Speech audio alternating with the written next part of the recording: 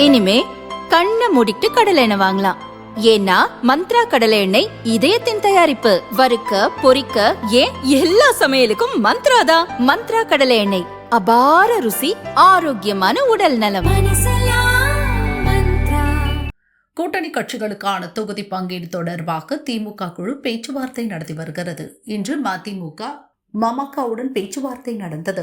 மனிதநேய மக்கள் கட்சி கடந்த முறை பெற்ற 2 சீட்களில் ஜெயித்துள்ள நிலையில் இந்த முறை கூடுதல் தொகுதிகள் வேண்டும் என்று திமுகவிடம் கேட்டிருக்கிறது. திமுக சின்னத்திலேயே நிற்க ஒப்புக்கொண்டிருக்கிறார்கள். சென்ற சட்டமன்ற தேர்தலிலே மனிதநேய மக்கள் கட்சி பாபநாசம் மற்றும் மணப்பாறை ஆகிய 2 தொகுதிகளில் போட்டியிட்டு 100 விழுக்காடு வெற்றி பெற்றது. எனவே இந்த முறை 5 தொகுதிகள் மனிதநேய மக்கள் கட்சிக்கு தர வேண்டும் என்ற கோரிக்கையை நாங்கள் முன்வைத்திருக்கின்றோம்.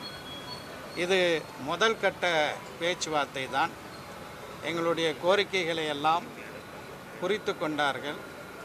அது குறித்து முதலமைச்சருடன் திராவிட முன்னேற்ற கழகத்தினுடைய தலைவருடன் கருத்துக்களை எடுத்து செல்வோம் என்று சொல்லியிருக்கிறார்கள். அடுத்த கட்ட பேச்சுவார்த்தைக்கு அழைப்போம் என்றும் சொல்லியிருக்கிறார்கள். உதயசூரியன் சின்னத்தில் தான் மனிதநேய மக்கள் கட்சி இந்த தேர்தலில் போட்டியிடும்.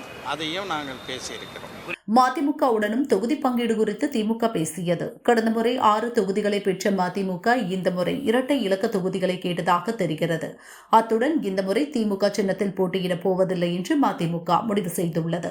கூட்டணி கட்சிகளை தங்கள் சின்னத்தில் போட்டியிட வைக்கும் திமுகவுக்கு மதிமுகவின் முடிவு ஷாக் கொடுத்துள்ளது. சொந்தம் எப்போதும் தொடர்கதைதான், அது முடிவில்லாதது. அதனால் தொடரும். எல்லாம் முடிஞ்சதுக்கு பின்னாடி உங்களுக்கு சொல்கிறோம். அது இப்போ இல்லை, நாங்கள் முடிஞ்சதுக்கு பின்னாடி அப்புறம் சொல்கிறோம்.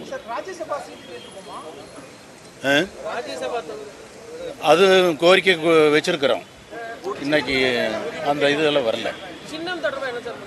சின்னம் நாங்கள் எங்கள் சின்னத்தில் நிற்கிறோம்.